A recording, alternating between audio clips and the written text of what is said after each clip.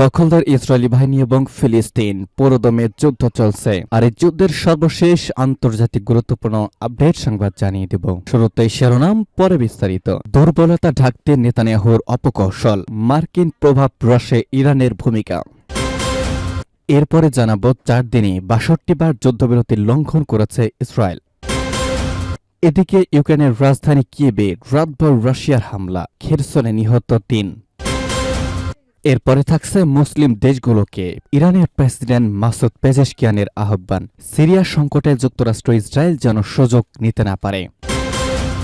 এবং সর্বশেষ জানিয়ে দিব সীমান্ত বন্ধ হওয়ার গুজব, তড়িঘড়ি ভারত থেকে দেশে ফিরছেন বাংলাদেশিরা। ভিউয়ার্স, এতক্ষণে শুনছিলেন গুরুত্বপূর্ণ সংবাদ শিরোনাম, এবারে বিস্তারিত। তবে অনুরোধ থাকবে আমাদের এই চ্যানেলটিকে সাবস্ক্রাইব করুন এবং এই ভিডিওতে একটি লাইক দিন। এছাড়া আপনি কোথা থেকে আমাদের সংবাদ দেখছেন এবং শুনছেন অবশ্যই কমেন্টের মাধ্যমে লিখে জানাবেন এই ভিডিও সম্পর্কে আপনার মূল্যবান মতামত।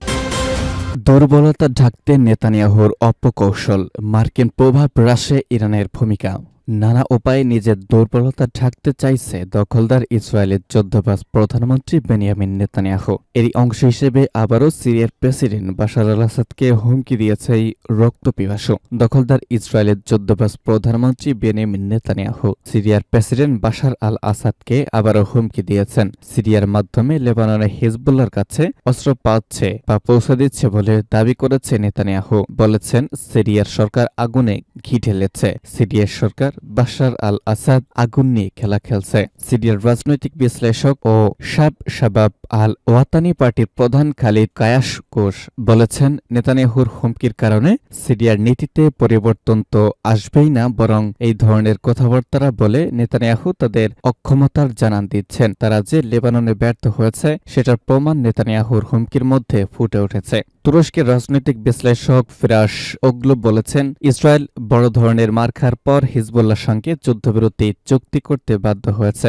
পাশ্চাত্যের সর্বাত্মক সমর্থন ও সহযোগিতার ওপরও ইসরায়েল যুদ্ধে টিকতে পারছিল না। তারা বড় ধরনের মারা খেয়েছে, বিশেষ করে স্থলযুদ্ধে অনেক ক্ষতির সম্মুখীন হয়েছে ইসরায়েল। এ কারণেই তারা যুদ্ধবিরতি করতে বাধ্য হয়েছে। দখলদার ইসরায়েলের ইহুদিবাদী বিশ্লেষক মিখাইল মিলিস্ট্রাইন গাজায় ইসরায়েলি বাহিনীর দুরবস্থার কথা তুলে ধরে বলেছেন, গাজার যোদ্ধারা ইসরায়েলের কঠিন শত্রু। তার মতে, ইসরায়েলি বাহিনী গাজায় এমন এক যুদ্ধ চালাচ্ছে, তার সমাপ্তি কবে হবে তা কেউ জানে না। পর্তুগাল সফরের সময় ইরানের পররাষ্ট্রমন্ত্রী সাইয়েদ আব্বাস আরাকচি সাংবাদিকদের বলেছেন, পশ্চিমা দেশগুলো আবারও ইরানের বিরুদ্ধে জাতিসংঘের নিষেধাজ্ঞাগুলো আরোপের হুমকি দিচ্ছে। এই ধরনের হুমকি অব্যাহত থাকলে ইরানের ভেতরে পরমাণু অস্ত্রের অধিকারী হওয়ার বিষয়ে কথাবার্তা বাড়তে পারে। এদিকে আমেরিকার পররাষ্ট্র সম্পর্ক বিষয়ক কাউন্সিলের এক প্রতিবেদনে বলছে, ইরান যদি একটি পরমাণু অস্ত্রের পরীক্ষা চালিয়ে ফেলতে পারে তাহলে মধ্যপ্রাচ্যে আমেরিকা ও ইসরায়েলের প্রভাব নিমিষেই অনেক নিচে নেমে যাবে। 4 দিনে 62 বার যুদ্ধবিরতির লঙ্ঘন ইসরায়েলের, নিহত 2। লেবাননে যুদ্ধবিরতির চুক্তি কার্যকর হওয়ার 4 দিন অতিবাহিত হলেও ইসরায়েলি বাহিনী অব্যাহতভাবে এই চুক্তি লঙ্ঘন করে চলেছে। এমনকি গত 24 ঘণ্টাতেও হামলা চালিয়েছে ইসরায়েল, যার ফলে সেখানে 2 জন নিহত হয়েছেন। লেবানন থেকে পাওয়া প্রতিবেদনগুলোর বরাতে গতকাল লন্ডন ভিত্তিক আরবি সংবাদ মাধ্যম আল আরবি আল জাদিদ এই খবর দিয়েছে। সংবাদ মাধ্যমটি জানিয়েছে, শনিবার গভীর রাতে এবং রবিবার ভোরে ইসরায়েলি বাহিনী দক্ষিণ লেবাননের আল খিয়াম শহরে আর্টিলারি হামলা চালায়। এছাড়াও যুদ্ধবিরতি কার্যকর হওয়ার পর থেকে প্রথমবারের মতো ইসরায়েলি ড্রোনগুলো লেবাননের রাজধানী বৈরুত এবং এর দক্ষিণ অঞ্চলের উপর দিয়ে স্বল্প উচ্চতায় উড়ে গেছে। ড্রোনগুলো বৈরুতের উত্তর পূর্বে বালবেক শহরের উপরেও স্বচ্ছ উচ্চতায় উঠতে দেখা গেছে। আরবি সংবাদ মাধ্যমটি আরও জানিয়েছে, কেবল শনিবারে ইসরায়েল বাহিনী 24 বার যুদ্ধবিরতি লঙ্ঘন করেছে, যার ফলে গত 27 নভেম্বর থেকে মোট চুক্তি লঙ্ঘনের সংখ্যা দাঁড়িয়েছে 62-তে। এই লঙ্ঘনগুলোর মধ্যে ছিল বিমান হামলা, আর্টিলারি ফায়ার, ড্রোন কার্যক্রম, গুলি চালানো, দক্ষিণাঞ্চলীয় গ্রামগুলোতে অনুপ্রবেশ এবং বিভিন্ন অঞ্চলে যানবাহন পোড়ানো ও ধ্বংস করা। ক্ষতিগ্রস্ত এলাকাগুলোর মধ্যে রয়েছে আইতারুন, বিনত জবাইল এবং আল মোতাইত অঞ্চল। আল আরবি আল আল জাদিদ জানিয়েছে, এই যুদ্ধবিরতি লঙ্ঘনের ফলে এখন পর্যন্ত অন্তত 2 জন লেবাননি নিহত এবং আরও 10 জন আহত হয়েছেন। উল্লেখ্য, লেবাননে এই যুদ্ধবিরতি চুক্তিটি ইসরায়েল ও হিজবুল্লাহর মধ্যে 1 বছরেরও বেশি সময় ধরে চলা সংঘর্ষ বন্ধ করার জন্যই করা হয়েছে, যা গত কয়েক মাসে আরও তীব্র আকার ধারণ করেছিল। তবে ইসরায়েলের অব্যাহত লঙ্ঘনের ফলে অঞ্চলটিতে আবারও উত্তেজনা ফিরে আসতে পারে বলেই শঙ্কা প্রকাশ করেছেন বিশেষজ্ঞরা। ইউক্রেনের রাজধানী কিয়েভে রাতভর রুশ হামলা, খেরসনে নিহত 3।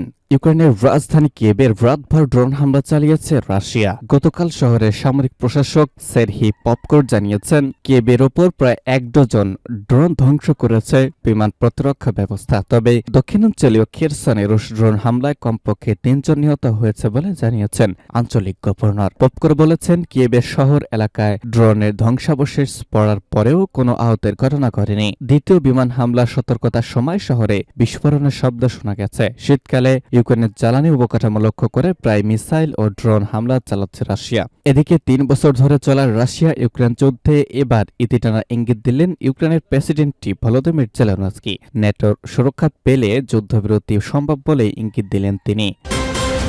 সিরিয়া সংকটে যুক্তরাষ্ট্র ইসরায়েল যেন সুযোগ না নিতে পারে, মুসলিম দেশগুলোকে বলছে ইরানের প্রেসিডেন্ট পেজেশকিয়ান। ইরানের প্রেসিডেন্ট মাসুদ পেজেশকিয়ান বলেছেন, সিরিয়া সংকটের বিষয়ে মুসলিম দেশগুলোকেই ব্যবস্থা নিতে। দেশটিতে তাকফিরি সন্ত্রাসীদের পুনরুদ্ধারের পর তিনি যুক্তরাষ্ট্র এবং ইসরায়েল যেন এই পরিস্থিতিতে কোনো সুযোগ নিতে না পারে এবং তাদের শোষণের প্রচেষ্টা প্রতিরোধের প্রয়োজনীয়তার উপর জোর দিয়েছেন। গতকাল ইরানের পার্লামেন্টের একটি পূর্ণাঙ্গ অধিবেশনে ভাষণ দেওয়ার সময় মাসুদ পেজেশকিয়ান সিরিয়ার সাম্প্রতিক উন্নয়ন এবং আলেপ্পো ও ইদলিব সহ উত্তর পশ্চিমাঞ্চলীয় প্রদেশগুলোতে সিরিয়া সামরিক বাহিনী ও বিদেশি সমর্থিত তাকফিরি সন্ত্রাসীদের মধ্যে চলমান সংঘর্ষের বিষয়ে মন্তব্য করেছেন। তিনি বলেছেন, আমরা আশা করি মুসলিম দেশগুলো এতে হস্তক্ষেপ করবে এবং এই দেশের অভ্যন্তরীণ সংঘাতে আমেরিকা ও ইসরায়েলকে সুযোগ নিতে দিবে না। পেজেশকিয়ান বলেন, তাকফিরি সন্ত্রাসীদের আক্রমণ আমেরিকা এবং ইউরোপীয় দেশগুলোর সমর্থন পেয়েছে। এই কর্মকাণ্ডগুলো আমেরিকা ও ইউরোপীয় অস্ত্র ব্যবহার করেই পরিচালিত হচ্ছে।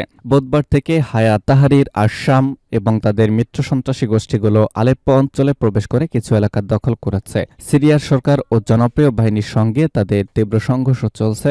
সিরিয়ার সেনাবাহিনী রুশ বিমান বাহিনীর সহায়তা এই সন্ত্রাসীদের বিরুদ্ধে পাল্টা অভিযান পরিচালনা করছে।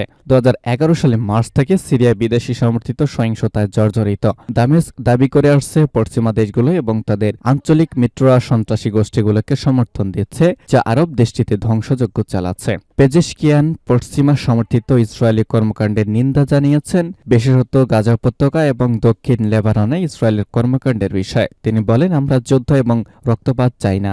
যারা যুদ্ধ রক্তপাত ঘটায় তারাই নিজেদের শান্তি ও মানবাধিকারের সমর্থক বলে দাবি করে। তিনি আরও বলেছেন, গাজা এবং লেবাননের যুদ্ধ চলাকালীন ইসরায়েলি বাহিনী 10,000 শিশু হত্যা করেছে এবং তথাকথিত মানবাধিকারের সমর্থকরা কেবল নীরব দর্শক হয়ে রয়েছে। এটি একটি লজ্জাজনক আচরণ। পেজেশকিয়ান জোর দিয়ে বলেছেন, গাজা এবং লেবাননে যে ন্যাক্কারজনক পরিস্থিতি তৈরি হয়েছে তা যুক্তরাষ্ট্র এবং ইউরোপীয় দেশগুলোর সমর্থন ও অস্ত্র সরবরাহের ফলে। তিনি বিশ্বব্যাপী মুসলিম দেশগুলোর প্রতি আহ্বান জানিয়ে বলেছেন, এই পরিস্থিতি মোকাবেলায় একত্রিত হওয়া এবং সিরিয়া ও ফিলিস্তিনের মতো ইসলামী দেশগুলোর প্রতি সমর্থন জানানো অত্যন্ত জরুরি।